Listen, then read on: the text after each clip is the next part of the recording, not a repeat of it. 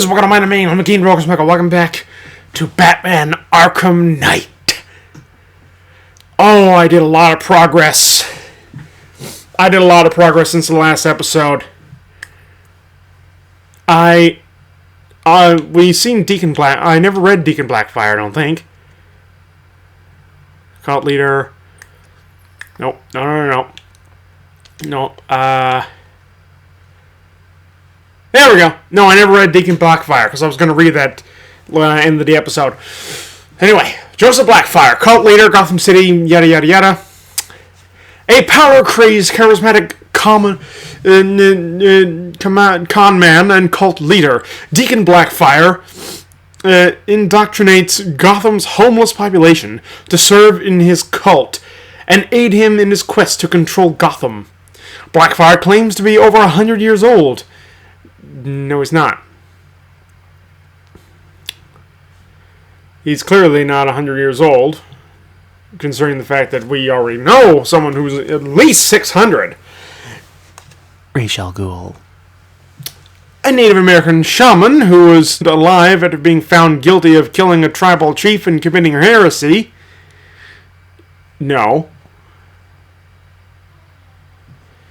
He could be. I don't know, because the DC universe, he could be fucking anything. He could be related to Satan. I may joke about that. He could very well be related to Satan. It's the DC comics, so why not? It's the DC universe. Why wouldn't he be related to Satan? I mean, no, he's clearly not related to Satan because Lucifer is also part of DC, and he could be a cousin. He could be a cousin. He could be something. Anyway.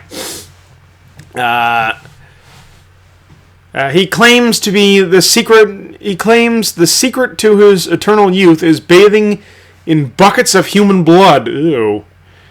And he uses his charm and powers of manipulation to brainwash an army of devout followers to provide victims for his sacrifice. Ugh. Charismatic cult leader, impassioned public speaker, claims to be immortal. Yeah, we'll see about that. October 15th. Still no sign of the preacher. No records, nothing. Someone tells me he won't stay hidden for long. For the Lord hath designed the most cruel and dark place. Yes, he has. It's where we put the heathen, the guilty men and women in his pavilion of pain, where lakes of fire burn and hot coals fall as hailstones from a black sky. You see, Gotham's days are numbered. I've seen it. He's shown it to me. He showed me the fire. He showed me the bodies writhing in flames. Because that's what's waiting for you who don't accept me into your heart. I am the messenger of truth. For the Lord hath anointed me with his sacred oil. He hath separated me above all others, and promised me and my children their rightful place in the new kingdom. That's right. You will be made princes of all the earth. Amen. Blackfire's sermons are getting worse. He's not waiting for Armageddon. He's bringing it. And I'm going to be right there when he does. Pity you can't do that as the Creeper. Then you'd be able to kick his ass and bring him to justice. But no, you want to be subject. You want to be reporter supreme. Let's see what the next one does. Tape 11, October 19th. Going back over some old interviews I did on Gotham's homeless. Numbers were dropping. No one knew why. I think there might have been a link to Blackfire. My name's Terry Newman. I worked the sewers best part of 20 years. You name it, I've seen it. Walls are fat so thick they swallow you up. Rats as big as dogs. Enough teeth and hair to give you nightmares. It's a different world down there. I understand you're in, Mr. Noonan. Terry, please, Some people like to think the homeless are disappearing because Gotham's pulling them out of the gutter. But you think different? I've heard things. Strange things. Voices. Chanting. Chanting? Like church. It's been like this for months. I hear it more often, and it's getting louder. Have you ever tried to find it? Hey, I ain't stupid. Besides, none of my business. If you were smart, you'd think the same. Newman went missing not long after this. Cops found his body stuffed in one of those giant fat deposits. They said it was an accident. I figure he found something he wasn't supposed to. What the hell are you up to, Blackfire?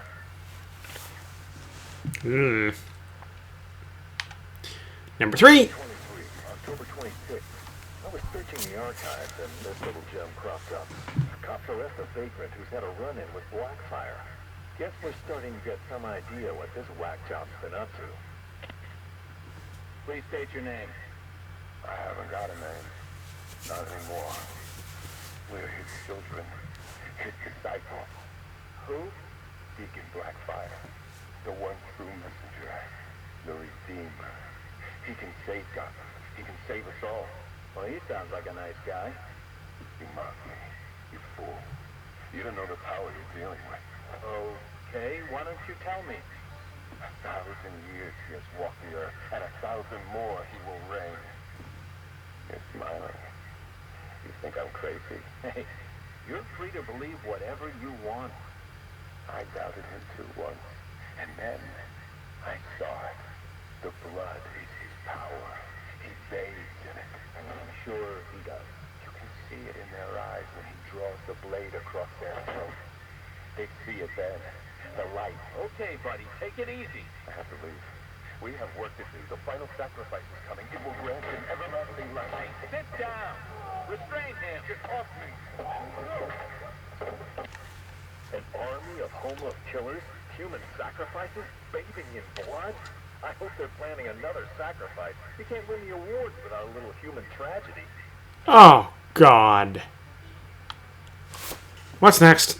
Day 25, October 30th. Got my hands on this forensic report. Human sacrifice. It's real. They're really happening.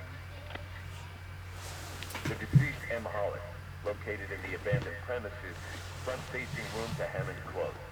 Male, 33 years, approximately 6 feet, 210 pounds, brown hair.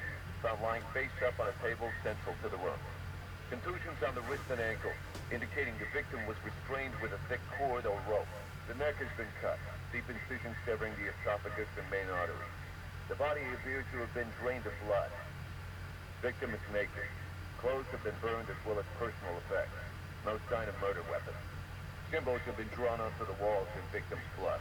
Photographs lost. Being secured by Detective Russo at 2100 hours. Something big's happening. Blackfire's here, I know it. He wants that final sacrifice. But where? I need that last piece of the puzzle, then bam! Son of a bitch is mine. Right. Too bad Jack Ryder couldn't turn into the Creeper. Blackfire would be no match. Blackfire would be no match for the Creeper. Like someone who is near invulnerable with super strength. Yeah, I'm pretty sure Blackfire would. The Blackfire wouldn't be able to stop him. Wouldn't be able to touch him. That blade wouldn't. The restraints in that blade alone wouldn't be able to restrain him. A big piece of the puzzle just fell into place. Lady of Gotham. That's where it's going down. I couldn't wait for you, Batman. Sorry. This one's too important to miss.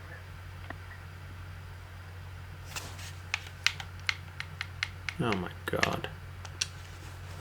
If you're wondering what the Lady of Gotham connection is, turns out there was a Blackfire tied up with the Miyagani people. His name crops up in tribal stories. Seems like they shot him with arrows. Shot him in a cave. You want to know where that cave is supposed to be? You got it. Directly beneath the Lady of Gotham. Looks like the irony didn't escape our preacher. Cash ran this guy's prints. Turns out he's got a past. Tax evasion, fraud. One file dates back to the 20s. Cash thinks it's got to be a mistake. Part of me wishes Blackfire was telling the truth. Guess we all want to believe, huh?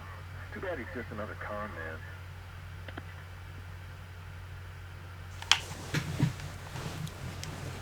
They know Solomon Grundy is a real person, right? And they know about Ra's al Ghul. So, how's it far-fetched that someone could be alive for a long time?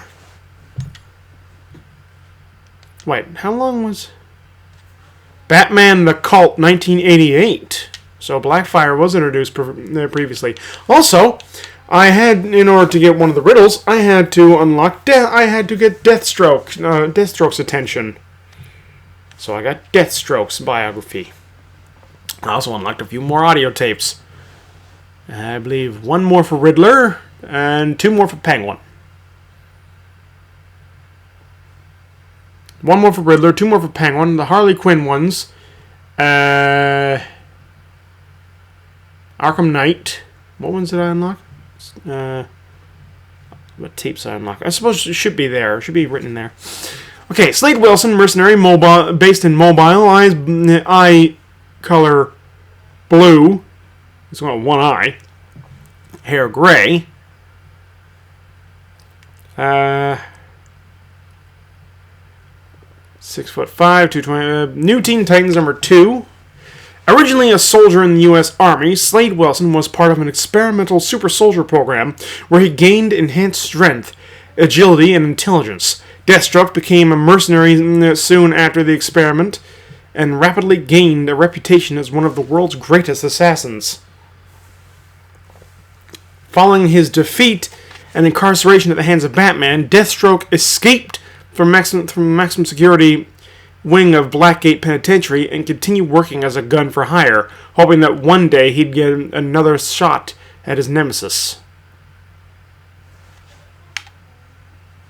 Medically enhanced physical and mental abilities, master tactician and combat expert. No. Not that master. He got beaten by, if I remember correctly, he got beaten by a line launcher. If I remember correctly, I beat him by spamming the bat claw.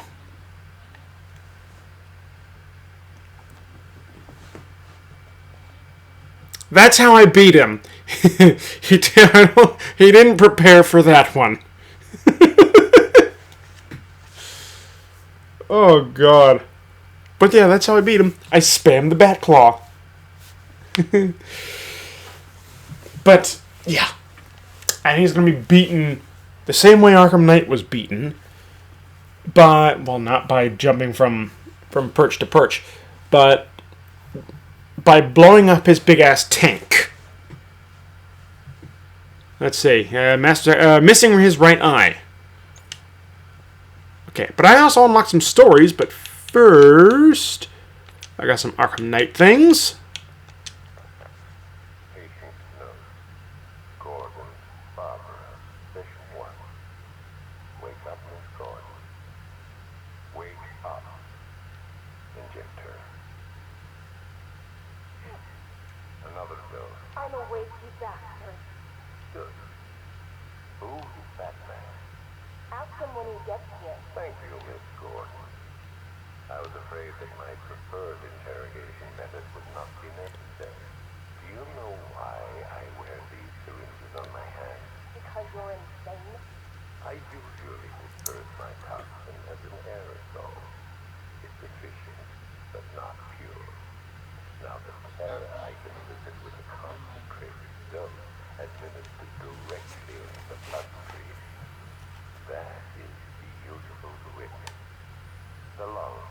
And that's exactly what Scarecrow used in the first Arkham game, which I missed that design. That was a good design for Scarecrow. He had a syringe glove. He had a syringe. Oh, not even.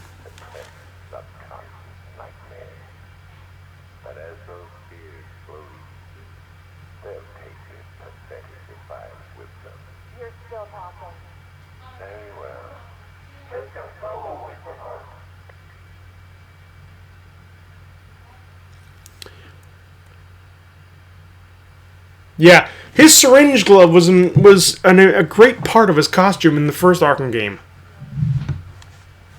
I miss that costume. It looked so good, and the voice was just so unique to him. And now it just sounds like any regular any regular villain. Just with a gimmick.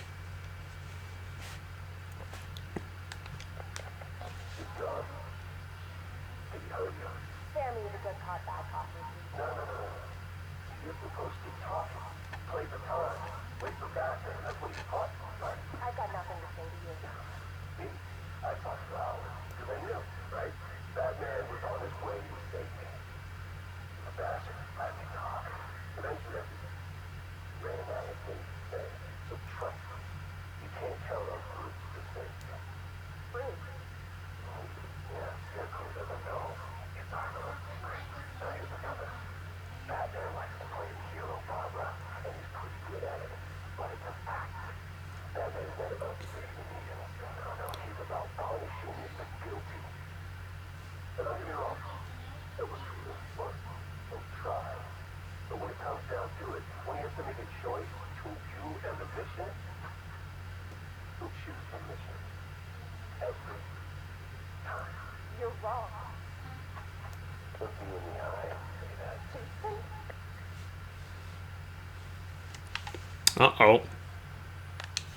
Jason, this is wrong.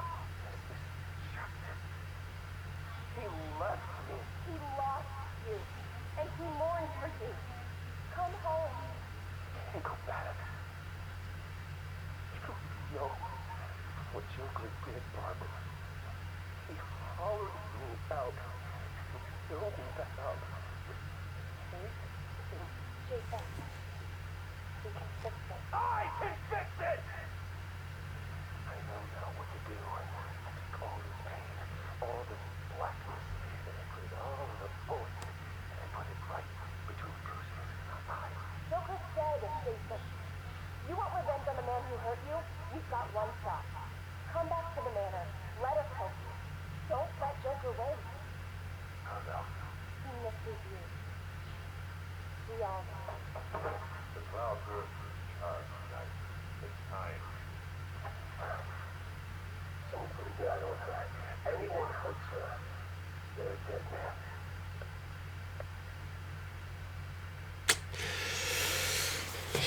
Jason blames Bruce when it was the Joker that hurt Jason. If Jason Todd really wanted to kill Bruce, that wasn't going to solve his problem. That wasn't going to solve his problem. That was only a temporary fix. Let's see. Where is the next one? There you are. Harley Quinn.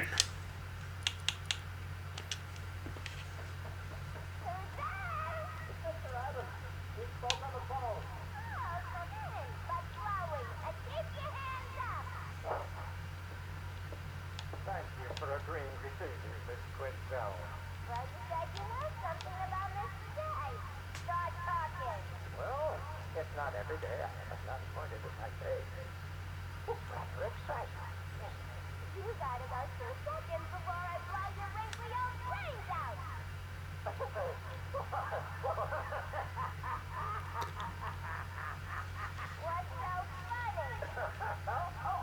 I'm just remembering an old joke. Sorry. My next joke. I don't listen to jokes no more. What's red and black? A baby under an asshole. Why couldn't the policeman catch the thief? Because his legs had been cut off. A father takes the family to the amusement park. They all die in a car crash on the way home.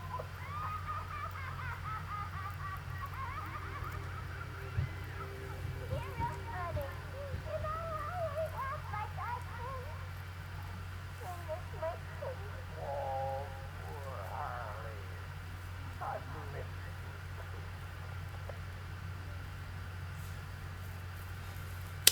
Henry Adams got everything. Absolutely every part of the Joker. He was on track to becoming the new Joker. He could have become the new Joker. Harley had a plethora of 3 different Joker bodies to choose from. And they could have put Henry's mind in either one of them. And they would have become the new Joker. Joker would have come back to life, essentially. His blood ended up transferring his consciousness, part of it, into a new body, split it 5 ways. I mean, it's the DC universe, so of course it's possible. Not possible in real life, but it's possible here. Patient interview, October 15th. Please state your name. Henry Adams. What is this, Batman? Where am I? You're here for your own safety, Henry. You could be sick. Sick? I've never felt better in my whole life. If you're sure, no mood swings, behavioral changes. Absolutely not. Those people in the other cell. Who are they? Their blood was contaminated, like yours. What? I mean, I'm not the only one. I think you're the key to helping them. Those smiles. I've seen that before. It's him. The Joker. You'll find it fewer, Henry. He almost broke. Danger, Batman. You can't switch that kind of evil and seeping into the world. You should kill them. All of them. It's the only way to be sure. That's all for now, Henry. Interview over. He almost broke the character that time. Is it you? This is Mr. J. Come in. Over. Please, will you let it clear, Mr. J? My infiltration remains utterly flawless. Operation Pudding Break is a go. Yippee! How are my babies? They're in rude health, my dear. All dying to meet Mommy. Now, you remember the plan, don't you? Yeah. I don't really want to hit you over the head, though. It's gonna hurt. We've been over this, my little knuckle duster. It's the only way to convince Batman that I'm to be trusted. You do want to kill him, don't you? Yeah. Okay. Ooh, after that. Bird Boy's coming. See you soon. Mr. J, over and out. Yep, Henry Adams got every part of the Joker. Every last part, including his manipulation tactics.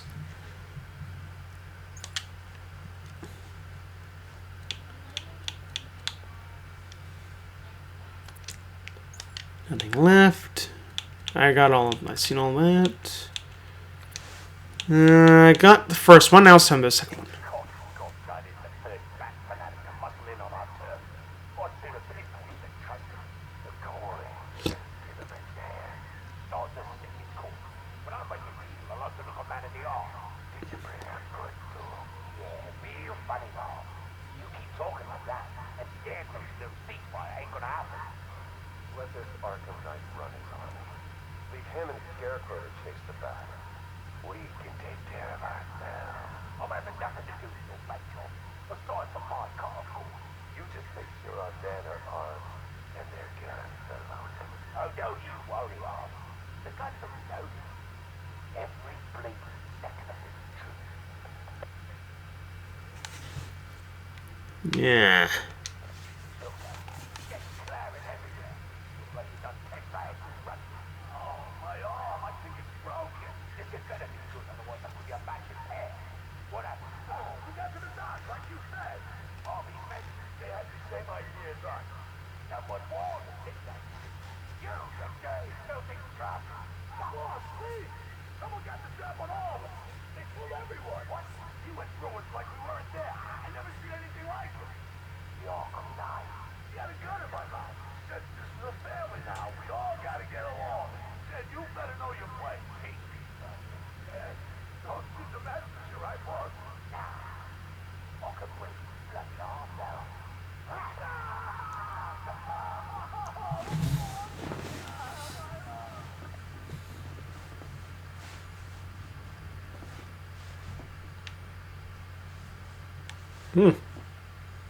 I like the Penguin's design in this game. It's really good.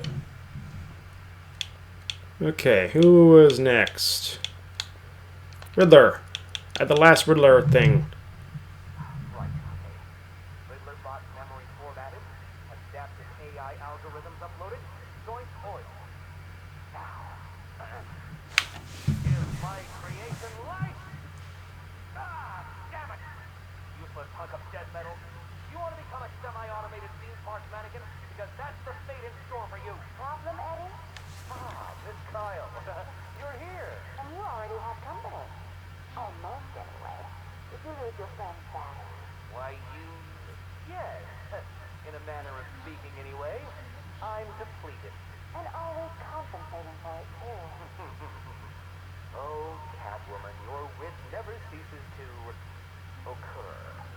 Now, I need you to procure a set of rechargeable energy cells for me. Stag Enterprises' Nimbus Tech will work. I'm sure Wayne Enterprises has an equivalent. Got it. It's been a pleasure as always, Eddie. Except for that talking to you about. Wait! At least take a glimpse at what it is you're supposed to be stealing. There, in the robot's chest cavity. Go on. It won't bite. Eddie, what the hell? Eddie, make this thing let me go. Batteries? You think I needed batteries? Oh, Miss Kyle, you underestimated my bespoke power supply innovation, and that was your downfall. What is this, Eddie? This is, you are, fate. You see, I've identified what I believe to be some sort of attachment between you and Batman. The base nature of this attachment, quite frankly, disgusts me. But it will bring him here. You'll regret this. The world's greatest detective does not frighten me. He's not the reason you'll regret it. Okay, when did I... Okay, what was the stuff I got? I got Arkham Knight. Simon Stagg was the other one. Now, and there's... Okay, I need to play... I'm going to play Simon Stagg's now. Because the last ones I can't get unless I finish clearing out finish clearing off Founders Island of the checkpoints and the firefighters, and there's some stuff left to do. So, where's Simon Stagg? Stagg. There you are. Sorry. Stop me. Sit her in. Keep thinking someone's gonna barge through the door in a moment. The scotch probably didn't help. Oh, sorry. Forgot to introduce myself, didn't I? My name is Alex Vittoria. Dr. Alex Vittoria. And this, well, I suppose it was my confession. 20 years ago, I went into business with my friend and business partner, Simon Stagg. Uh-oh. It feels strange talking English in space. I've never been one for the limelight. Never cared for attention. He was a businessman. I was a scientist. Stag Enterprises was a fine name by me. And we did fine work, too. I want you to remember that. Whatever comes out. The cure for the jugular virus. That was us. The treatment for Collier syndrome. That was us, too. No. Not us. That was me.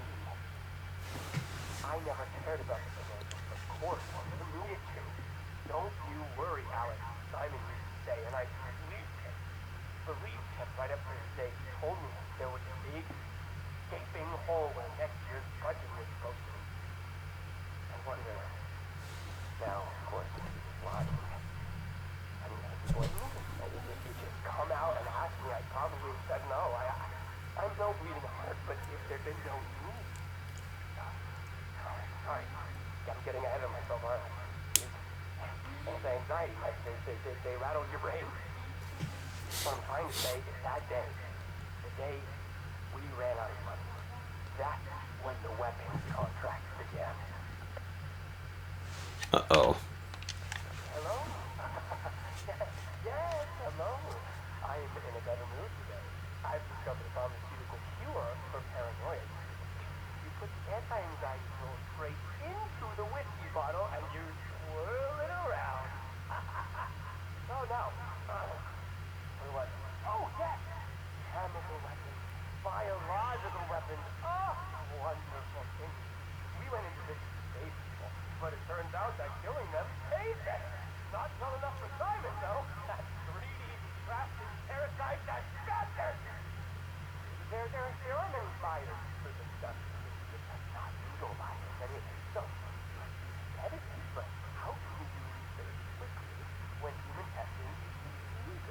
Not to mention, like, threatening, dangerous, unethical, unfathomably risky. Well, it's obvious. You do human testing anyway. He never told me where they came from. That no one would miss them. Ooh, God. I think I want to admit. You think this is some desperate mea culpa? I was raised Catholic, but I chose science over faith. It's not about me, this pathetic, drunken confession. I struck my target, let him threaten me into silence while I worked on my vaccine, my cure. So don't judge me, whoever you are. Whichever junior reporter at the Gotham Herald was lucky enough to press the play button on this device. No! This isn't about me. This is about him. It's gotten worse. We're a pharmaceutical company in name alone these days. It's all weapons. Some to the army, even more to the people the army's fighting. And now Scarecrow's here? I know what they're doing. They're taking my technology, my mass inoculation device, and they're turning it into something twisted, something... The cloud burst. Well, I won't let that happen. I won't turn a blind eye anymore. This suspicion will be my epitaph. The proof that I was not content with the good I've done against evil done by him anymore. If you were listening to Dr. Sartorius, that was like a word.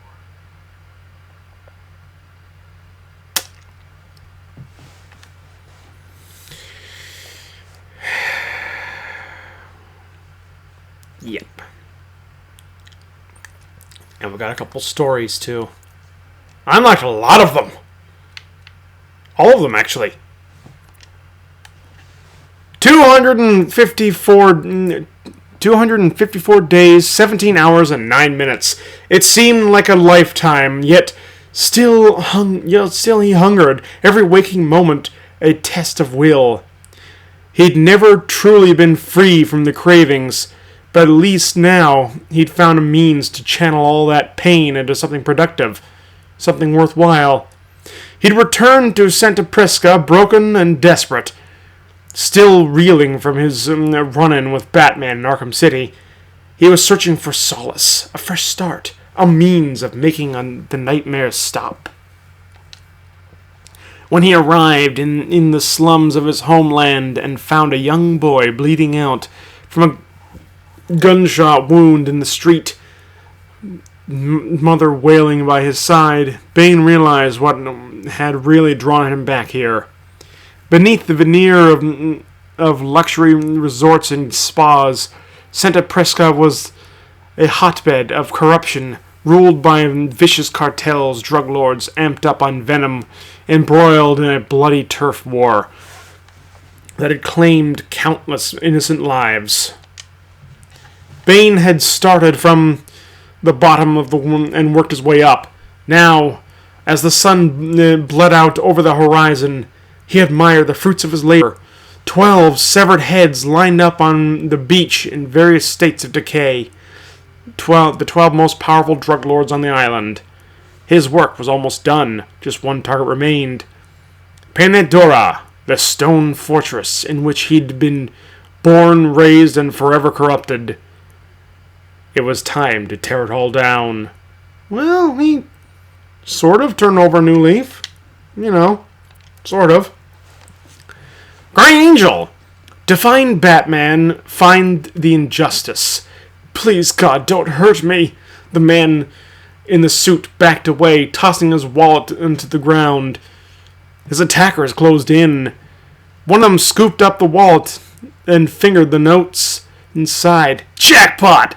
The other cracked his knuckles and threw a punch, dropping the suit to his knees, holding his broken face. Money won't save you, but he can. The ripple. Money won't save you, but he can. The ripple of taut fabric as a shadowy cape swooped down. He'll go for the sweep. The thug was busy counting when Batman took his legs. The wallet spun into the air. At the sound of his skull cracking, pinballed around the alleyway, the other thug turned and charged. His style has changed, less elaborate. Batman threw his arm into a swinging hook, popping the shoulder joint. Strike the vulnerable areas. End it fast. His fist slammed the thug's tattooed solar plexus, stopping his body like a bolt of electricity. The longer the fight, the more it hurts him. Batman stood over the unconscious men, head tilted back, eyes shut, breathing hard. How can he leave them? They don't deserve to live. Azrael looked down from the rooftop. He studied Batman for long enough. He knew what Gotham needed. Divine justice. Ooh. Breakfast at Wayne Manor. Faithful servant. Story time with Batman. Or story time with me. Game Devil. Yay. Breakfast at Wayne Manor was served at 6 p.m. and traditionally consisted of an egg, white omelette, a pot of black coffee, and a pair of mild painkillers, served on a small silver dish to the side of the tray. Lately, Master Bruce had taken to leaving the omelette. Today was no exception. Alfred noted, stepping out of his employer's bedroom, tray in hand. This was unlike Bruce Wayne, who had forced down bloody slabs of meat when sick rather than risk the loss of muscle mass. Jesus Christ. But Master Bruce hadn't been himself since the Joker died. Alfred expected some change, naturally, but he had hoped that his master might relax. Instead, Bruce had attacked Gotham's criminal population with renewed intensity. When Alfred questioned him, Bruce had explained the necessity of striking while the power vacuum remained. Eminently sensible, yet Bruce's urgency seemed like that of a man running out of time. Which he was. Alfred found Bruce in the Batcave, of course, already suited, sending the revised specifications to Lucius for the new Batmobile. Yes, Lucifer became Bruce's new tactician, or technical advisor after Lucius was caught with his hands in the cookie jar. It's very strange. It's really strange having the devil as your mechanic, but you know. Sir, Alfred ventured, given that we have no pressing leads this evening, and sundown is not for another 45 minutes, I thought I might tempt you with what remains of your breakfast. 42 minutes. Bruce kept his eye on the back computer screen. Alfred paused for a moment, wondering what possibly could have driven the man he raised to keep secrets from him. For the first time in 30 years. Very good, sir. Alfred said before leaving the room.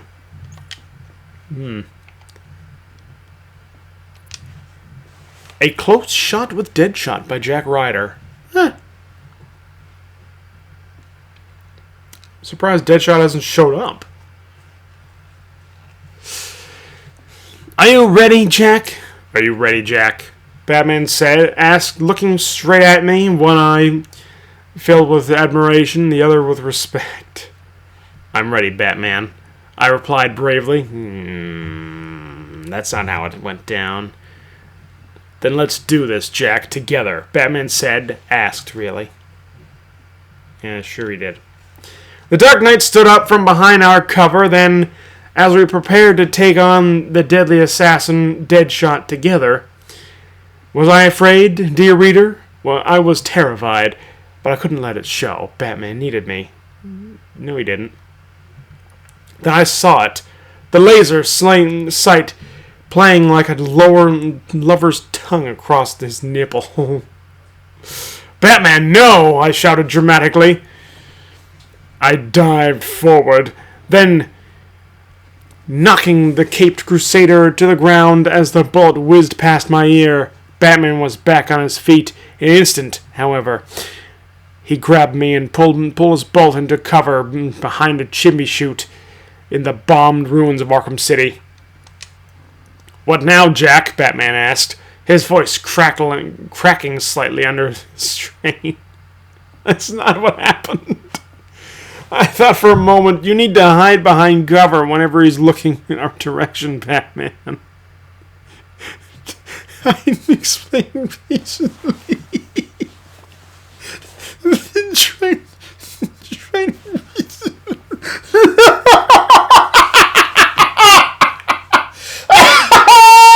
I can't read this with a straight face. This is so stupid. Oh God.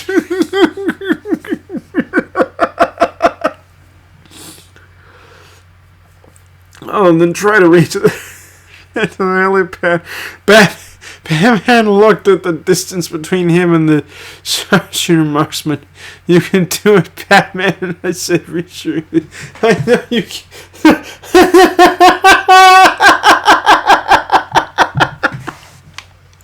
Oh God.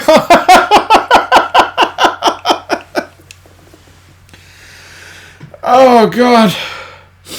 Contingency.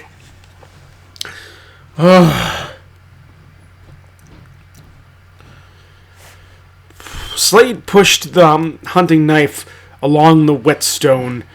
The smooth scrape of steel underscoring the live combat feed. The last Cobra went offline with a burst of radio interference. Slade shook his head. Damn amateurs. A surveillance drone was circling above Bleak Island, relaying the battle below. The Knight was protecting the cloudburst. And failing. Batman had just taken apart his support. Now it was just the two of them left. Slade glanced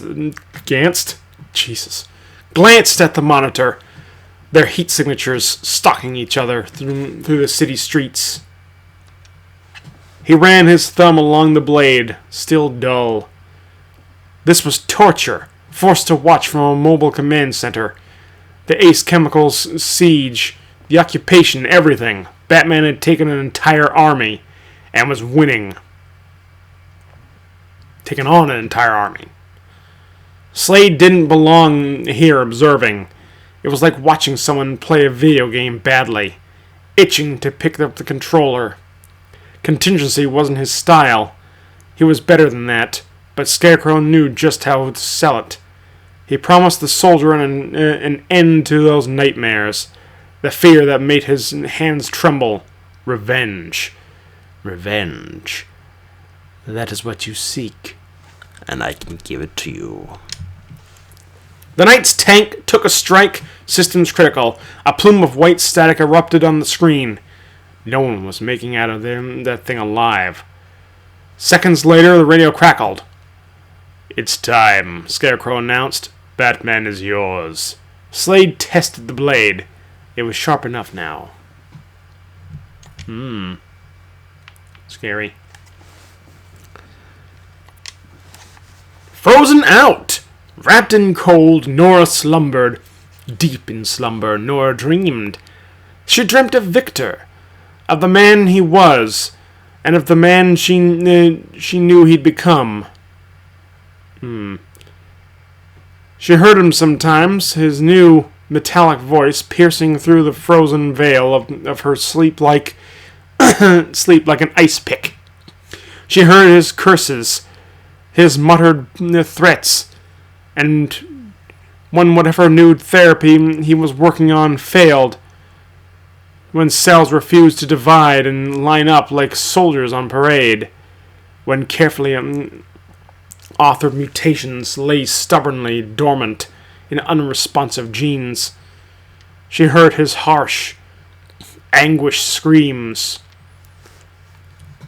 It had been gradual, this thawing of her consciousness back into something alive, something that flowed thickly, liquidly, from dream to memory, and could even snatch in traces of the outside world. She was trapped, imprisoned in frozen flesh, but not afraid. Fear seemed impossible for her cooled brain. But there was a kind of freedom in this new existence. freedom from the Huntington's racked body she'd left behind. Oh yeah, she had Huntington's disease. This work, Nora. This will work, Nora. This will work. Victor talked to her most days, worked through scientific problems as if she was his lab assistant, professed his love, reminisced about the early months of their marriage. But the memories were distant now. Nora knew. The details became vaguer every time. She wasn't just a frozen body. Nora had long realized she was an idolized memory, frozen in time. Was this love? Victor said he could save her, but every second's passing drew them further apart. No. Nora remembered love. Love was warm.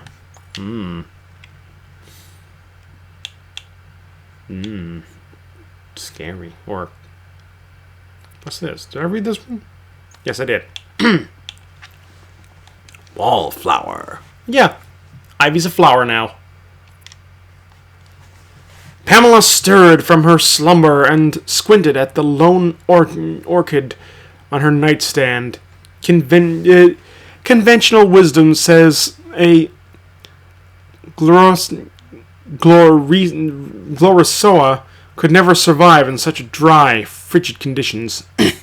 Just as the doctors had predicted, she herself would wither and die within a month of her admittance into Seattle General's intensive care unit. It had been almost 6, and the flower was in full bloom, while Pamela had never felt stronger or more in tune with the world around her. That's when she first became Poison Ivy. The orchid had been given a gift from her mentor, Professor Jason Woodrow. The man who'd professed his love for her, then left her to die from a toxic cocktail of phytopheromones he'd forced her to ingest in the lab they shared. Oh, God. Pamela's initial heartache seemed paltry in hindsight. She realized Woodrow's parting gift was far greater than even he could have imagined. The orchid spoke to her now. Eternal whispers of a world beyond those sterile walls, of a higher purpose, a new life. Pamela feigned sleep when the door opened and the handsome specialist approached the bed to check on her. She thrust out an arm, gripped the back of his neck with inhuman strength, and pulled him in close. The man was powerless to resist as she planted a deadly kiss on his lips. Timid wallflower, Pamela Isley was no more. Poison Ivy had arrived. She had mutated into a plant woman. Anyway, I'm going to read the rest of the stories next time. So thank you all so much for joining the experience. If you enjoyed the video, hit the like button, raise hell. Subscribe some more, and I'll see you in the next video. So long.